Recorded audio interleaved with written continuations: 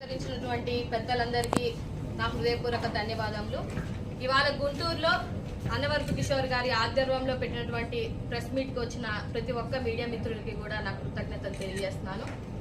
మేము జేసీ తరపు నుంచి ఒకటే కోరుకుంటున్నాం, రాజ్యాంగబద్ధంగా లోబడి సుప్రీంకోర్టు అయినా పనిచేస్తుందా లేదా అనేది మా యొక్క క్వశ్చన్.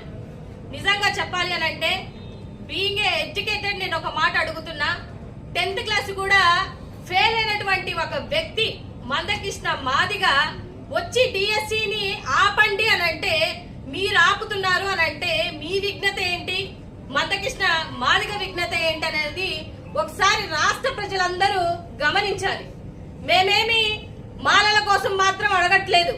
బీసీలో ఉన్న నాయకులు కానీ, ఓసీలో ఉన్న నాయకులు కానీ, లేకపోతే నిరుద్యోగులు ఎంతో మంది మెగా డిఎస్సి అని చెప్పి ఎలక్షన్ ముందు మీరు వేసినటువంటి గాలానికి